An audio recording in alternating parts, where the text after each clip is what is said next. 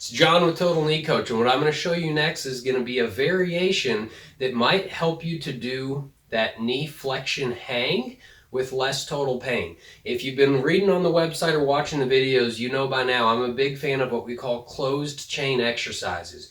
Your knee is going to tend to have less pain when your foot's planted on something than when your foot's moving through the air. So one of the exercises I showed you is how to hold the back of your thigh and let your foot hang. It's a good exercise and it works fairly well.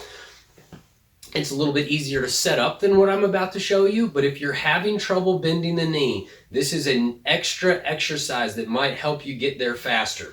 What I'm going to do is I'm going to still use my belt to help lift my leg up. I'm going to get close to the wall laying on the bed, and what I'm going to do from here is let my heel actually slide down the wall. It provides some support and maybe takes a little bit of pressure off the kneecap to where I might have a little bit less pain and allow that foot to slide down a little bit better. I'm going to use my left foot to help bring it back up, and I can work through letting this foot slide down, and then I can help it back up.